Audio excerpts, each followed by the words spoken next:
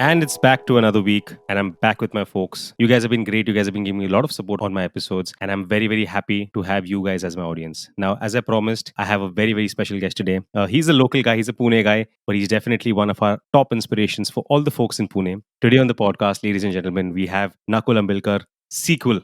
Welcome to the show, SEQU3L. Hey Rohan, how's it going? All good. How do you prefer? What do I call you? What do you prefer? Should I call you SEQU3L or Nakul? No, call me Nakul. Anything, actually, anything works with me. That's great because everyone can get your story off the internet and everyone can check out your music. But the main reason I wanted in this podcast is to show the world who the real Nakul is. So I think I'm just going to stick with Nakul. How's it going, man? Amazing, sounds good.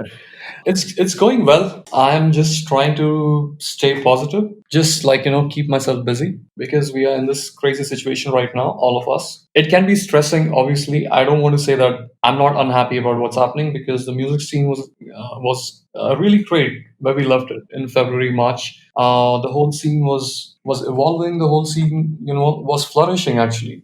I remember because I since the day I had the podcast, like when I told my friends, I'm doing this podcast, we're going to be chatting with a lot of the DJs from the industry, a lot of international artists as well, and everyone who I spoke to, my first brainstorming session, they all were like, you have to get Nakul on the podcast. And even if you check a couple of our episodes, we've always taken your name, and everyone kind of really admires you. And you've been so busy. Thank God for this virus actually, because of this virus, now you're finally getting some time to come and have a chat with me. But no, man, I'm not being like all that busy. Come on, we were just trying to find a place to, we wanted to do this live, right, in person, of course, like this yes. interview. So yeah. But yeah, of course, we have to practice our social distancing and play the part, Yeah, and that's the reason true we that. thought we'll do this. But I definitely want to meet you in person and do this again live. So how are you coping up with the day? How do you spend your day? Are you making a lot of music? What are you doing nowadays? Yeah, so as I just mentioned, there's no point stressing about the situation. It's not going to solve anything. It's literally like one situation where you literally cannot do anything. Of course. And every single human on this planet is affected by this,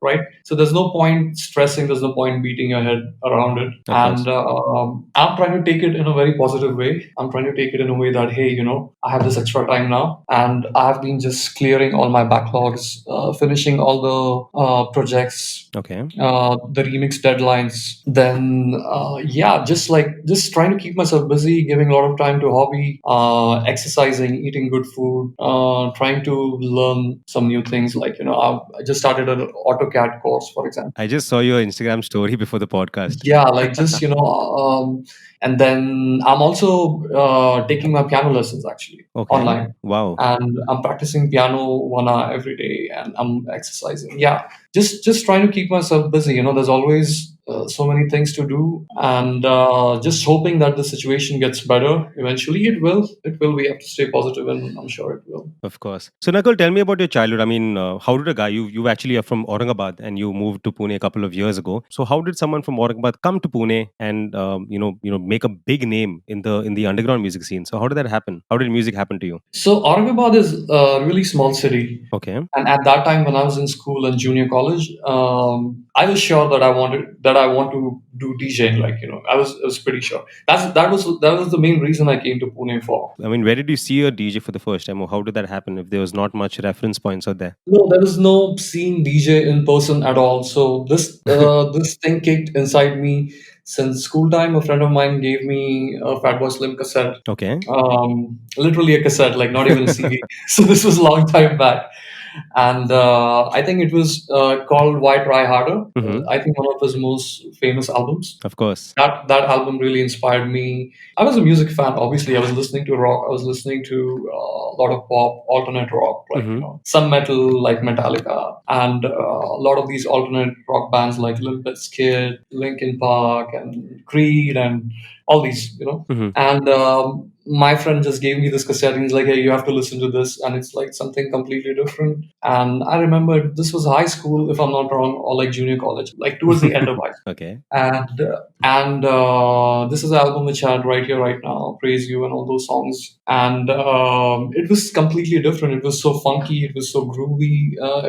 It was like my first kind of album that I've heard into the dance music world, After that, I clearly remember it was DJ Tiesto's Lethal Industry video. Like one day I came back from school or like from junior college, something like that, Can't remember exact date. Okay. And I saw this Lethal Industry video on MTV, and it really dragged me. Like, I was like, wow, what is this? Like, what is this music? And I think I clearly remember actually like that moment. I remember that moment. In that moment, I was like, hey, like this is so cool. I want to do like what this guy is doing, and I want to make like this music like someday.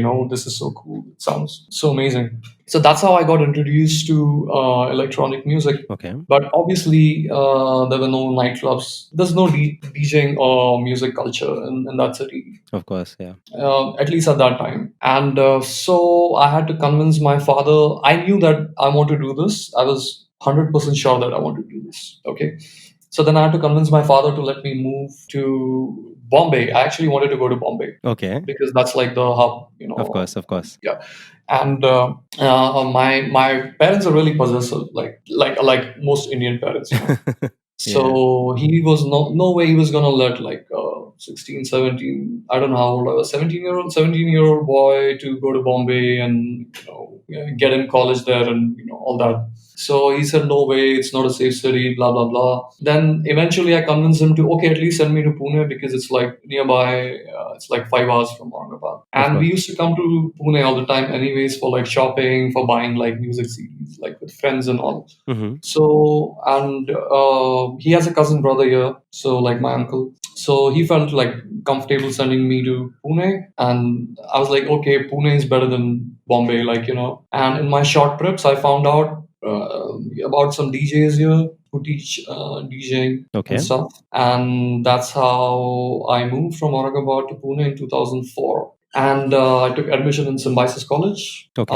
But my father did put a condition on me that he was not agreeing that I go and just do graduation because he wanted me to do something more, Okay. and he wanted me to like study something more. So he said you have to do a chartered accountant course, and since he's a tax consultant, and so I said, yeah, I said whatever, I'll do anything, I just want to get out of this city, and it's fine. So when I arrived in Pune, it was crazy. Like early mornings, I had my CA tuitions. Okay, nobody knows the story. Wow. Probably no one has heard the story. Go ahead. So early mornings, I used to have my CA tuitions. Then afternoon, like I think from 11 or 12 p.m. till like 4, 5 p.m., I had my college. Like I used to go to Simbi. Okay. And from Symbiosis, I remember I used to go to straight to DJ Vaggy's house. Vaggy is the guy who taught me DJing, and he used to teach in his house. That was in Lula Nagar in Kondwa. Mm-hmm. So I used to go from the city area to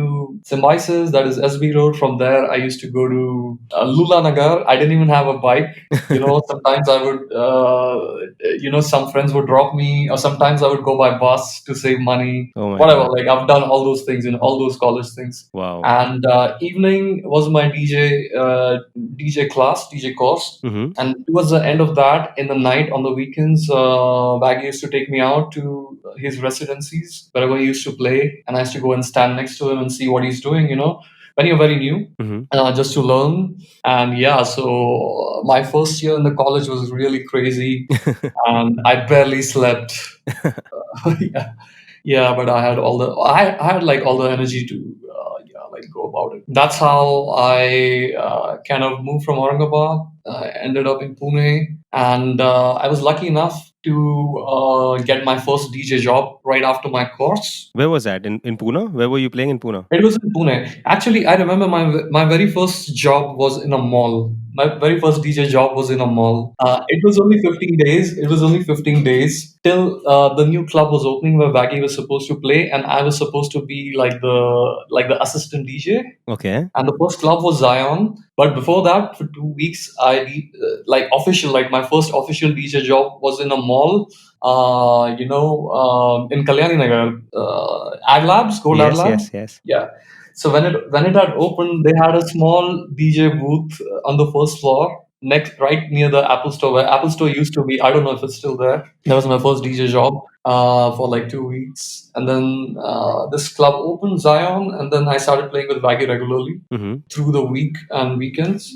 And yeah, that's how I was lucky enough because he offered me the job right after my course, and then started this chain reaction. Like I started playing with him everywhere. So, for example, when Zion shut down and they renovated and they turned that into Zinc, I think ZYNC. Yeah. And then I became like the resident DJ there with him.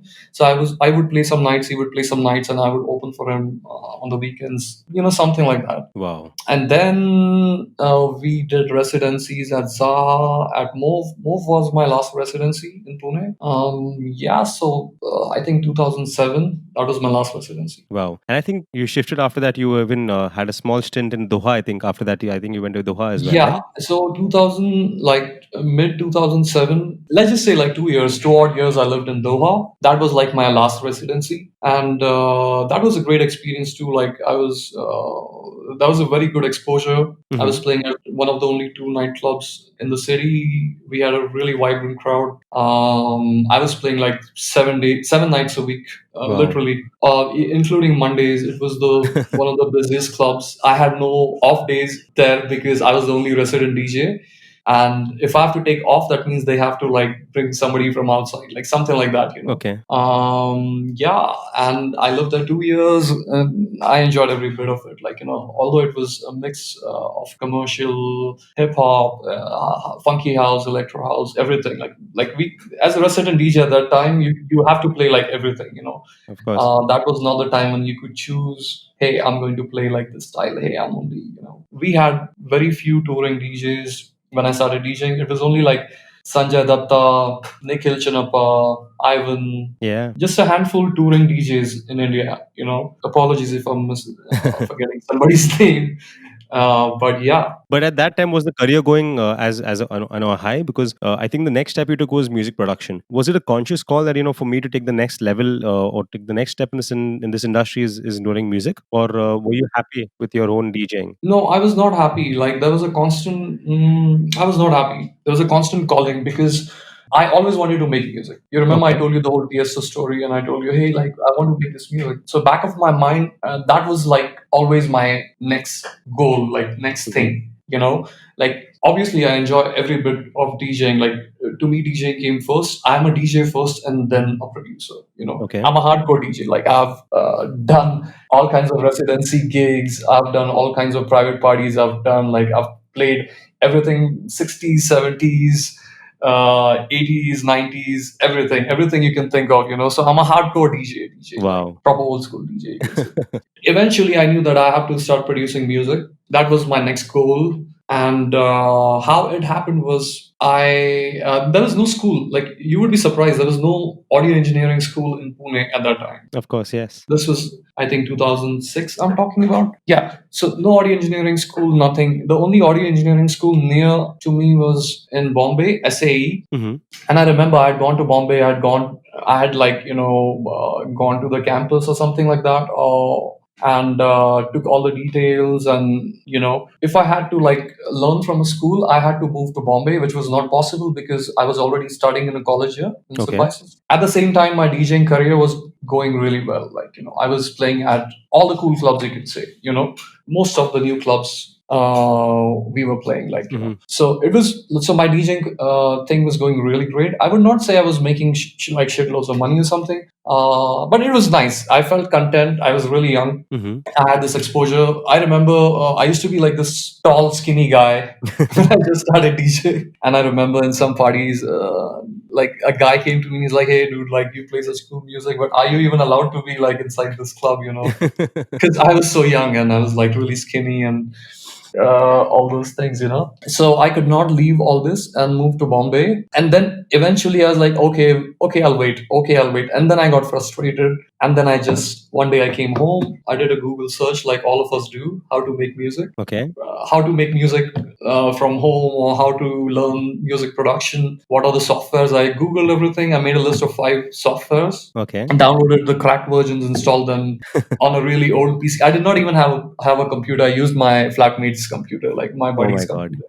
Yeah, 512 MB RAM, P2, yeah, P2 or P3, something like that. I remember Shit. those days. Ableton version was 4, if I'm not wrong. Mm-hmm. And so I installed Reason, Nuendo, Cubase, I mean, all these like popular Of course. softwares, and the last one was Ableton, and Ableton was easiest because it's, you see, the Ableton interface is so easy. It's like, I always tell this to like my students, like when I teach, like, it's, for me, it's like Microsoft Word of music.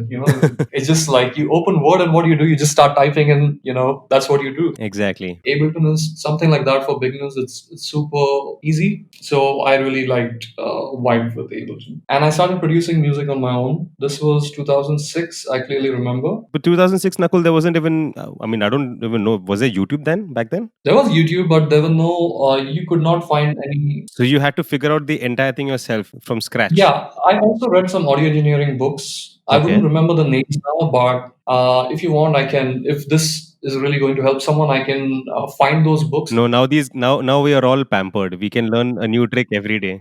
I mean, you can literally go to YouTube and put your favorite artist's name and say like in the studio or something, and you would probably find in the studio video with your most favorite artist. Of course.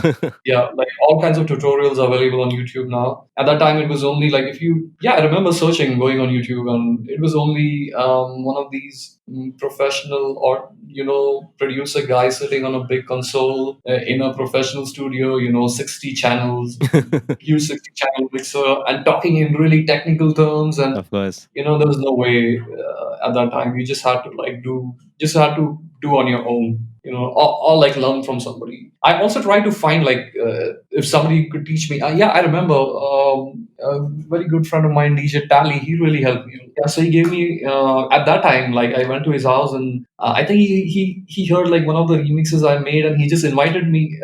He's like, dude, just come over tomorrow, and he gave me a DVD full of samples, plugins, VSTs, and whatnot. Like 5 GB at that time. 5 GB was a lot. Like 4.7 GB was a lot. He filled that DVD, and I did not even know what is a plugin, what is a VST. Nothing. I was using all built-in Ableton stuff. Stock plugins and Just all like of that. initial, Yeah. just like initial days, And yeah, so he helped me out. He gave me like some really cool tips, and he gave me like some plugins and VSTs, and then I installed them. I started using some good samples after that.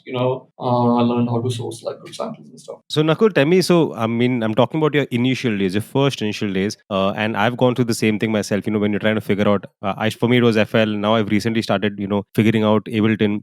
So there's a lot of frustration that happens, at that time when we're all about 16, 17 years old, and most of the people who kind of continuously try to get at it, they succeed and they eventually get the hang of it. For you, did you have any struggles figuring out how this works? Because like I said, it's, although even there are YouTube tutorials and all of those things, but at that moment it was very difficult to get a track ready, like an entire structure to even just get the workflow was very very very complicated. And I mean, till now it is very very complicated for many people. Sure. How did you kind of overcome that barrier of I'm completely amateur to making a track, a 6-minute track? Correct. How did you overcome that journey? Because I think for producers and whoever's listening and whoever's and it's happened to me as well. I've uninstalled FL Studio, I don't know, over a million times. What advice would you give to people who have just for some people they've just actually learned what techno is or what melodic techno is right now, and Yeah. they want to get into it, and they obviously install the software. How do you overcome that first 1 or 2 years of that literal nascent stage of being a amateur? How do you overcome that part? Because I firmly believe that once you cross that 1.5, 2 year mark with the software, with whatever software it is, you kind of, things come to you naturally. So what would you suggest for people who are just starting right now? So for me, I was always somewhat geeky. I was a geek. I was a big time gamer. I was really good with computers and stuff. So technically, Ableton was like a breeze for me. Like, I just learned everything on my own. I read some audio engineering books, so my basics were very clear. Okay. Because was strong because of the books I read. Mm-hmm. And just about like frequencies, just about like what is the frequency of a kick drum, what is like basic stuff. So all of it, like the technical part, it came to me very easy. It was not frustrating to me at all.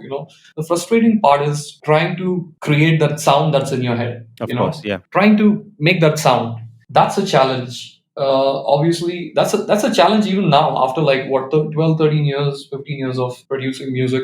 Like the first time, even when you place your kicks, even the sound of the kick, because we're probably using the same samples and all of those things that the other producer is using, but it never sounded that professional. So Correct. that was a big struggle for us as well. Correct. So your question is how to get through like the first 2 years of frustration when you Of just start course. producing. Yes. Okay.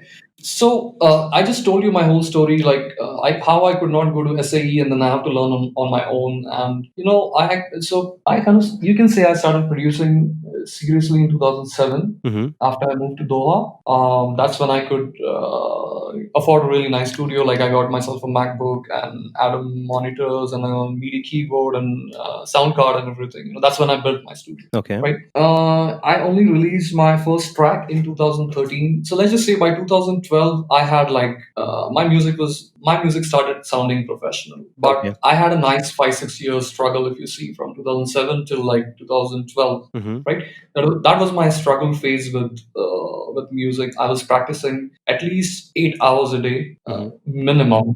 This was like my routine: wake up, start the computer, work on music all day, etc., etc., etc. Mm-hmm. Okay. So there are two ways to go about it. One is this. One is the hard way, that learning on your own, experimenting, and getting all frustrated. But I would definitely advise the new producers, if you can find a good teacher that can really minimize your time, that can really, so that is one thing I wish I had. I wish I had some guidance, and it would not take me 5 years to make my track sound professional. Okay. Same thing with, for example, I bought this piano a year back. I mean, I play the keys. Obviously, I've done my music theory. I've done some guitar lessons. I used to play guitar as well, like very basic. Okay. I bought this piano because it has always been my thing that I want to play the piano like properly with both the hands, and obviously I compose music on it and stuff, but I can't play. I'm not a pianist. Okay. So I can't like take the piano, go on a stage and perform, right? Mm-hmm. And so I try to learn this on my own, watching like online courses and stuff. And at the same time, I talked to my friend Vipul Shift in Delhi, and he has a really good teacher.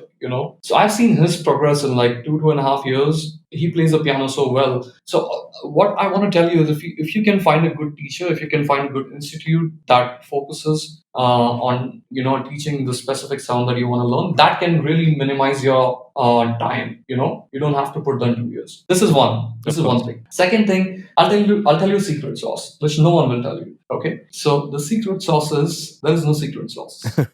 Okay. This is the reality. You have to get in the studio, sit on that chair all the day long and practice. That's it. There's nothing else. You have to sit 5 hours a day minimum and practice and practice and practice and practice. That's it. No other way. Every single producer has gone through this. Every single producer has done this. You have to sit and practice. And eventually, trust me, eventually you keep getting better at it. It's like imagine when you just start driving a car. Yeah. Okay. So in the beginning, when you join the school or something, your driving school or something, you're shit scared. Like on day one, you're like shit scared, of. Yeah. But I'm sure, like in somewhere down the line, in 2-3 months, you're driving, you're talking on the phone, maybe you're holding a drink in your hand. No, let's cut this part. All of these Bad things idea. should not be followed by the by the listeners. Yeah.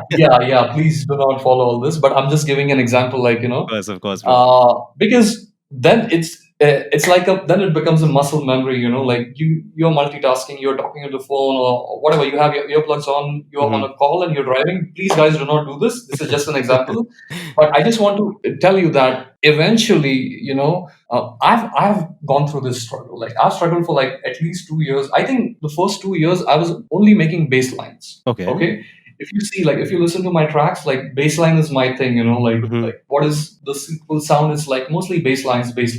Of course. I remember 2 years only making bass lines, just focusing on making good bass lines, good kick drums and good bass lines. This was my aim. Like, every third day, wake up, make a good bass line. Okay. Wow. And eventually I got so good at it. And eventually, like my bass line started sounding so fat and so clubby and chunky. But then I was not good at the synths. I was not good with the other elements because I did not practice. Okay. So I just want to say that there, you have to pay your dues. There's no shortcut. There's no shortcut to anything, literally. So even if you have the best teacher and who can teach you one on one, even then you have to go home and practice, Of course, right? of course. No one Agree. can. So yeah, eventually just practice, and you just have to sit passionately. You just have to like go in the studio, switch off your phone, tell yourself, okay, next 3 hours I'm going to sit, stare at the blank screen if you have to all day long, but something will come, something will come out of it, and trust me, it keeps getting better, and one day you're like, fuck, I can make anything, like it happens like 1 2 years. I'm not saying everyone will take 2 years. Maybe Okay. somebody will take 2 months. Somebody will take a year. Somebody will take 2 years. I took 4 years, for example, to get to that point. But it will be worthwhile. It will be, it will be really nice in the end. It will pay. It will pay off. Your hard work will pay off. Great. So, Nakul, for the last couple of years, you've kind of been a grade A artist. You're performing all across the country and you're doing a really, really good job. What do you think has worked for you? Because you've started from the scratch, starting from residencies to, producing your own music to eventually doing a couple of gigs. I think during this entire phase, music is well changed. But for you, amongst most of us, we all look up to you because you're like the poster boy of Pune underground scene, if I could say that. And you're doing a phenomenal job. What do you think worked for you? Because many things happened in this 6 7 years. So what do you think worked for you? I think my production was a big part of the whole success. I don't even consider myself successful. Like it's still a hustle. It's still like I would say I'm still hustling. Hmm. But I'm at a good place, and I've enjoyed the journey, and I'm enjoying what is going on now. I mean, not this virus situation, obviously, but let's just say like pre-corona, how things were going. I was at peace. I was really enjoying the journey. I was enjoying the gigs. I think Sequel Project was born in 2012. Hmm. I had won the Sunburn Remix contest. Hmm. That got me. I mean, I clearly remember just before Sunburn, we had like a sequel launch party in Pune at Penthouse, like my project launch party.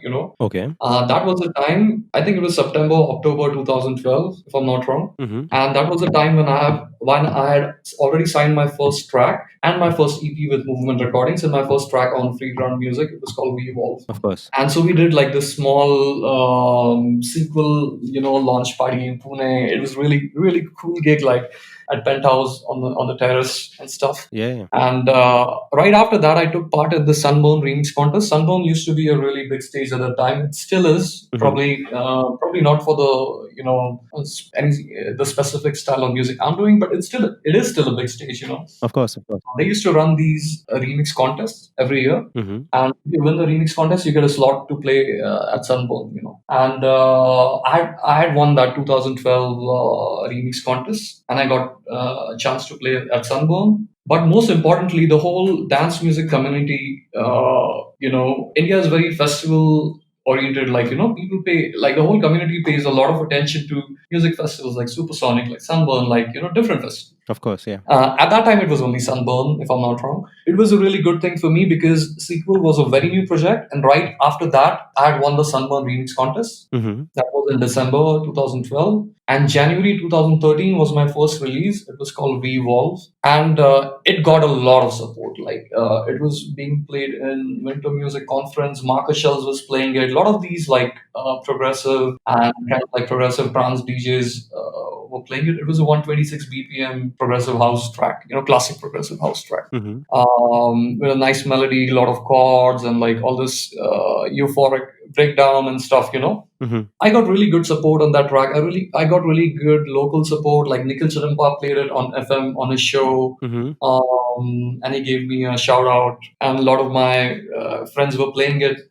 So I would say definitely for me, the productions really helped out in kickstarting this project. Like jump starting this project. You can say like the initial spark that you need Of course. Yeah. to Yeah. to just get the attention. I think I got it. After that, I started getting some more gigs. But then I would say that just your productions are irrelevant with your gigs. Yeah, it could be.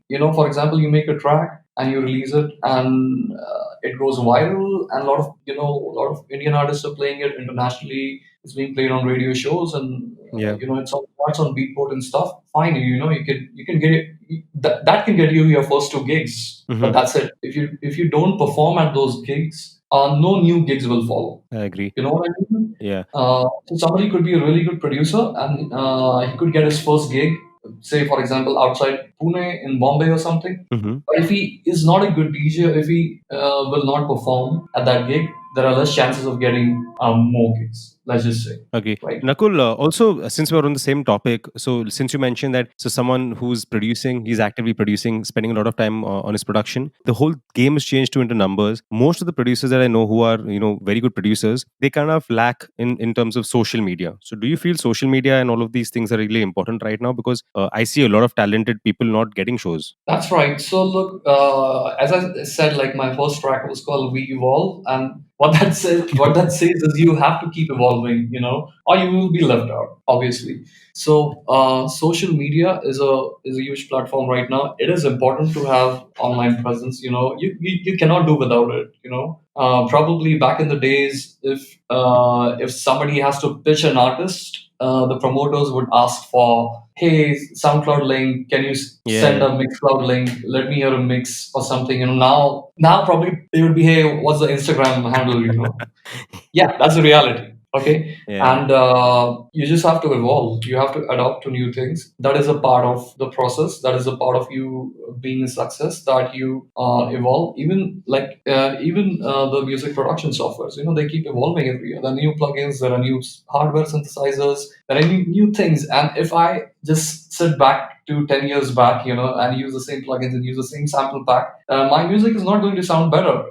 I have to keep evolving with times. We Hmm. have to keep moving forward. It's the same thing with social media, but a lot of new guys kind of misunderstand it, Yeah. because you can have like a really big marketing game, but it has to be backed by substance. You know what I Hmm. mean? Of I course. mean, you can do the best photo shoots and show yourself like a model, anything, like you can make this huge Instagram persona, and maybe even get your first gig out of it. But you should also have the talent to be able to play good music once you're on the stage. You know what I mean? Hmm. All your social media and marketing is only as good as you as a product, or your substance, or you as a musician, or you as a DJ. It has to be backed by talent. It has to be backed by good music. Of course. That's what I want to say. So as long as there's a balancing act between guys who are DJing, producing, and also of course you have to, otherwise you will be left out. Because every single producer, every single artist is on all kinds of social media platforms, and you have to be really active, and otherwise you will not be noticed. That's a fact, and you just have to accept it and move with time. You have to make it a part of your day. Let's just say like 20 minutes a day for making new posts on Facebook, Instagram, and Got Twitter it. and stuff. Got it. All right. So, Nakul, now we'll just shut the interview with SEQL, and I want to kind of ask you a very personal question. And this question goes out to Nakul. You're at a very, very good place in terms of your music career. Most of us would like immediately with a snap like to get into your shoes. But as a bro, a general question or a very personal question to ask you as a bro is: does Nakul have any low days, any self doubt days where you're not quite happy with your career, or does anything like that happen to you, even musically? Oh, dude, Nakul has huge bad days. You won't believe. You won't believe the kind of hard work that goes. Once you keep becoming bigger and bigger. I still don't consider myself, like, I still don't use the term like big or something for me. Mm-hmm. But once you start getting more and more relevant in the scene and start doing more gigs, it comes with a lot of baggage. It's not easy, my friend. It's not easy. For example, let me give you an example. In some months, I would have like 7, 8 gigs, which means at least 2 gigs every weekend Of from course. having like 8 gigs. Sometimes it's like three. Sometimes it's like Pune, Bombay, Delhi, or some. I think my last one was in March, which I remember was Pune, then Guwahati, Pune, and then Delhi, and then Guwahati, something like that. Okay. Now imagine you do 3 gigs and you come back on Monday afternoon, evening. So one day you need for rest, Mhm. correct? Tuesday morning you wake up. So now you have Tuesday, Wednesday, Thursday. You have only 3 days at your disposal. Okay.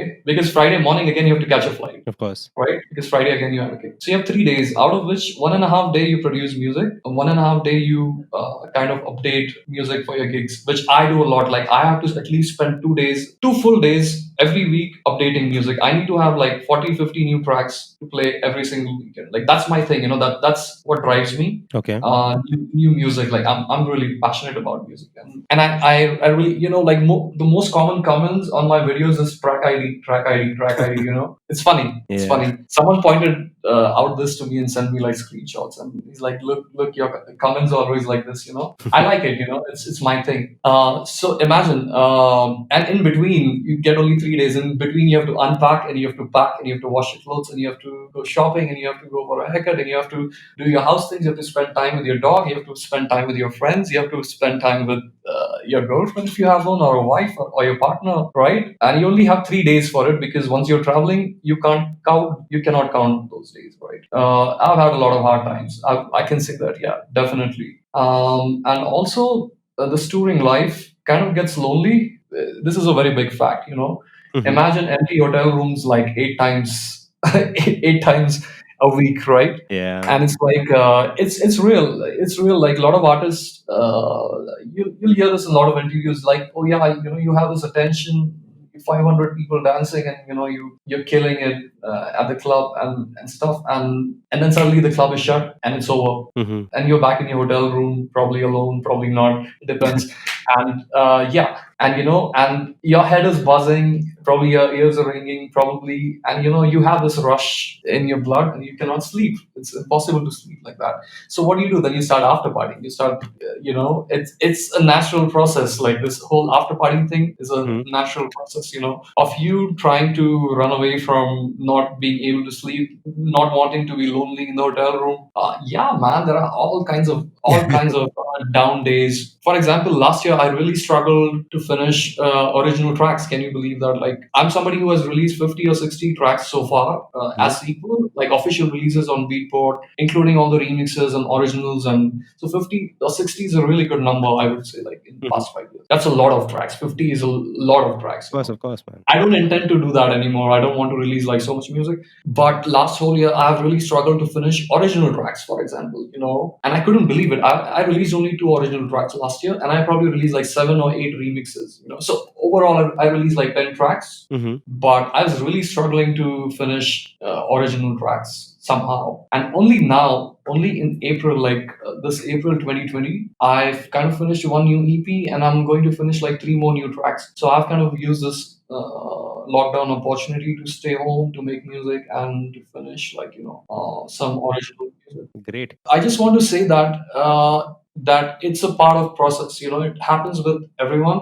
I struggle. I struggle every single day. The struggle is real. The sounds that are there in your head, you want to make them. You want to turn that into a track. It's not going to be easy. It's never going to be easy. You just start having fun with it and go with it, and yeah, just enjoy the whole process. And All right. So Nakul, I'm just gonna kind of intrude more into your personal space and your personal life, and that's what I yeah, do. go for it, man. You're very, very active on social media. You're touring the entire country. No, I wouldn't say I'm very active on social media. I honestly, I hate it. Like, I hate this Instagram and stuff.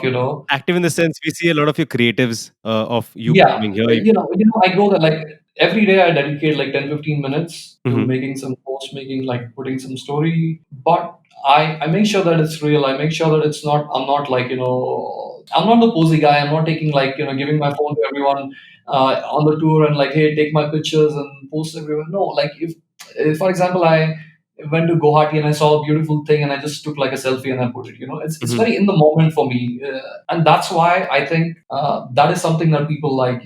People do not like fake stuff, if I'm putting it in the correct way. Yeah, but so since like you're there on Instagram, you're there on social media, I'm pretty sure many of your friends and colleagues and most of the guys who you are actually competing with, you get to see that live. You get to see someone is performing probably abroad, someone's performing in a pack club. Does that in some or the other way? And be very honest here. I don't want a very typical answer, no and nothing, or no cliche answer, but be very honest. Do you look at other artists and say, okay, shit, this guy's doing some good work. Oh my god, that guy's doing this work. Does that really happen? And I'm saying, be honest. Absolutely, of course, man. Like, there are a lot of artists, and like there are a lot of Indian artists that I adore. Like, there are a lot of artists that I love to go and listen to. like Indian artists, Hmm. and absolutely, yeah, I think we have a lot of talent here. Like talking about locally, we have a lot of talent here. A lot of DJs are doing really well. A lot of artists are making amazing music. Like yeah, of course, man, of course. But I feel really happy when I see like I think it's a really big scene. I think there's enough for all of us. I really do believe in this thing, I Okay. really do believe in this thing that, trust me, when I say this, there's plenty and there's enough for all of us to thrive and for all of us to be happy and for all of us to feel content Hmm. and perform and make a living out of it. You just have to know how to do it. You just have to be consistent. You just have to, yeah, like you just have to make it work for you. Like all of us will have different selling points and stuff. Hmm. But yeah, like a lot of times I see like other DJs and I'm like, damn, I don't have like such strong Instagram game, or something. Or damn, I don't have like this cool photo shoot. But most times it's like, oh wow, like Kara is. Oh wow, Kara played at this cool gig, for example. Oh wow, it's this. Oh wow, it's like that. It's more in an inspiring, happy way. Okay. That's how it comes to me. Yeah, like you learn from it and you appreciate it, and a lot of it also inspires you. Like Great. So Nakul, tell me, who are your favorite Indian artists at the moment? I think my most favorite DJ has to be Kora. Oh wow. Okay. One of my favorite producers also, let's just say. And I absolutely love all his sets. Like I've heard him play so many times. Like that is something I look forward to. And like I would buy a ticket and go to listen to Kora, for example. And I think he's a really great all round artist. He's a really good producer. He's a phenomenal DJ. Kills it at every single sets. Another name would be Shift. I think he is India's finest, like one of the finest producers. Wow, that's huge. And yeah, dude, like literally, all the names you can think. Like Arjun is really good in what he does. Arjun Wagle Of course, of with course. his brand of techno, and yeah, he fucking kills it. You have to go and stand next to him and feel the energy. Like I did a gig with him, I think last year or 2018 October. I think 2018 that was a Halloween gig in Bombay, and like he was just like blown away by his energy.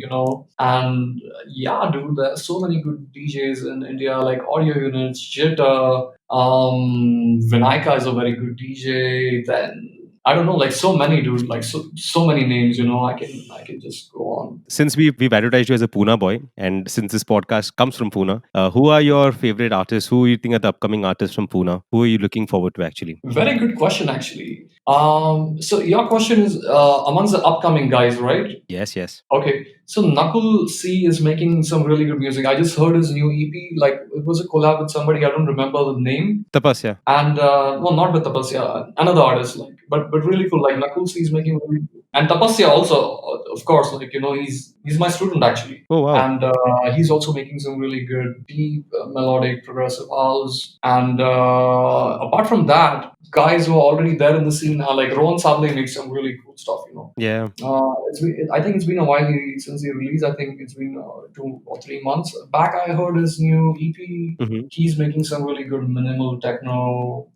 His brand of like minimal techno kind of sound. Dot Dad, come on, how can you forget Sadan? There you go, Dot Dad. He's killing it right now, like literally killing it. Yeah, so Pune is rising, man. A lot of new talent, a lot of different styles, and yeah, Great. So Nakul, apart from doing your music and producing and DJing, I see a lot of your pictures. You're into this aero modeling thing. You have your new. What's this fascination with aeroplanes, with these aero models? I really don't understand. You won't believe, like 3 days back, I went to Google, and sometimes it's like 3 in the morning, you're not able to sleep, and you Google like the silliest things. And I literally Googled, why do I like airplanes so much? I just do not. Yeah, I just do not understand this. Why? Like, where does this come from? And that too, like with me, it's so crazy. It's so funny because it's not like all kinds of airplanes. Like I don't like drones, for example. Okay, Hmm. I don't like these passenger airplanes. I only specifically like fighter jets. and I still don't understand why. Like, what is this fascination with airplanes that I have with fighter jets? Another story is I wanted to be a pilot. That was like my first love. I really wanted to be a pilot. Like my uncle, my mama, Okay. my real mama was in Air Force, so I had like guidance from him and stuff. And you won't believe, my father did not let me pursue my pilot dream. No, like he did not allow me, like for real. He said no. Okay. As I said, he's like super possessive about me, and all those Indian things basically. Mhm. Oh, it's not safe, blah blah blah. And I even remember there was a big fight in my house after my high school. He forced me to take commerce, and I wanted to go in science. And the colleges had already started. It's now 2 months since the colleges have already started, and there are like everyday fights in my house. And I'm like, I'm not going to take admission. I'm not taking commerce. I want to go science, and I want to become a pilot. It was still that level, and my mamas had come over, all my friends had come over to convince me to, hey, college has started, you'll miss out a year. And I was this guy who was like, no, I'm not, so I think it comes from there, if I'm not wrong. Mhm. And yeah, it's I used to draw like fighter jets on my school notebooks or something, and SWAT cats. I used to watch all these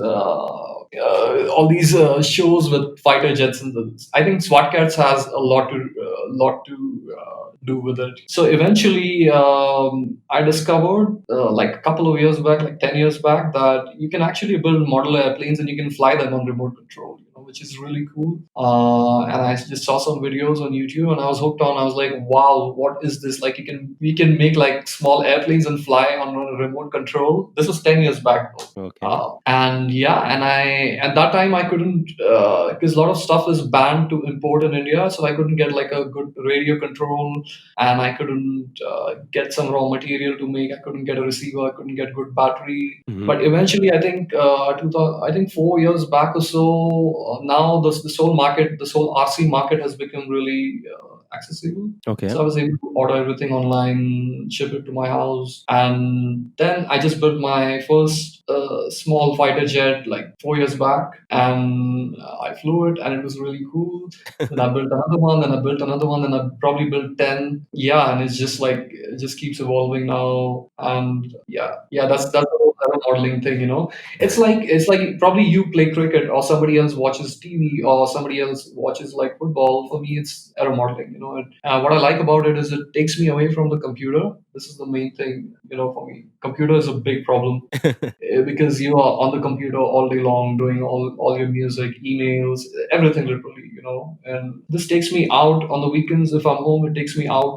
That's the thing with my aero modeling hobby. You didn't eventually do your pilot thing and all of that stuff. So is your family in your career now? No, I did not. Like he didn't let me. Like literally. Like I'm not shy to say this. Like he didn't let me. He didn't let me pursue my pilot dream. Like, can you believe that? It's crazy. Is he- That's the reason he couldn't say no for my second dream, which was music. That's the reason probably he allowed me. He's like, yeah, cool, yeah, fine. Because I really fought with him. I was like, and I used to like, as an angry teenager, like, get angry on him. Like, oh, you didn't let me become a pilot. Now I want to learn this. Please don't stop me, like that.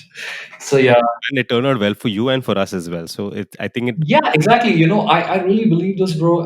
Literally everything happens for a reason, and everything happens for the better good. Literally everything. In the moment you might feel like shit. You might feel like shit for a few months or a year, and then after a year you'll be like, oh yeah, actually, this it's good that this happened. Because then I discovered the artist side of mine, and I can still go for a commercial pilot training, right? Just as a hobby and fly airplanes somewhere down the line. And I hope that turns out well for you. Anyways, Nakul, we're almost down to the end of the podcast, and it's been great chatting with you. I think we can do this for a couple of hours now. But before we go ahead, We'll do this offline next time. of course, but before we go, we definitely like to take takeaways from you with regards to our Sure. careers. Most of us are a couple of notches below where you are right now, and we all are looking forward to having a nice, successful career. What tips would you give to all the producers, the DJs, the artists, anyone who's trying to do something in this industry? What would be your 2, 3 takeaways that would help us? Okay, so this is really important. Like, I'm more than happy. I'm very happy that you asked me this question, and I'm very happy to share like my the experience Of from course. my journey. Of course. Okay, first thing, as a producer, you cannot just make release one track and then disappear. You have to be consistent. Look at all the DJs, look at all the successful artists, not only in India, around the world, and just see what they have in common: consistency. Okay, all of them are relentless at what they do. Say as a producer, say as a DJ, say as somebody is considered a really good DJ because this person has been doing it relentlessly, weekend in and weekend out, every single weekend, playing in different countries, playing in different festivals, and killing it. Uh, that's how he builds his audience. That's how people look forward to his sets. Because they know that this artist is going to deliver something more, right? So I think consistency is the main thing, like literally the main thing of Okay. anything you do, even producing, even like as I said, you cannot release just one track in 6 months. What is the shelf life of a track these days? A track gets old in a week, right? Of course. Of course. And in fact, right now, the more popular track is the faster it gets old. The faster nobody wants to play, right? So I would say 2 weeks is max shelf life of a track, right? And I'm talking about very big tracks. So you or anybody releasing one track in 6 months is not going to do anything. You should aim at maybe one track a month. Could be a Okay. good number. Could be a very nice number, because then every once a month, you have an opportunity to post something about your own music. That is not a live set. That is not an Instagram picture. That is a release track. That is your baby. That is the interpretation of you as an artist. Okay, so consistency is the number one thing I would say. Okay. Even in DJing, you cannot for example, somebody XYZ, is coming up in the scene now, right? And he played like a couple of really good sets. He did all the things right. He or she, whatever, he or she did all the things right. Released a couple of good tracks, got the attention. Now that person is the XYZ person is doing a couple of gigs around now, right? And then that person cannot suddenly decide, hey, I'm gonna take a break for like 3 months now. You know what I mean? Yeah. You don't get that. Like you cannot. You have to be relentless. That break is definitely going to harm you in a very negative way, in a bad way, right? I'm not saying not take a break, but the number one problem which I see within the artist community is laziness. Okay, and we have to accept it. Like, look, everything starts with acceptance. I used to be lazy too. I was actually very hardworking for most part, but I have some laziness too. And the day I started accepting it, things started working out for the better, right?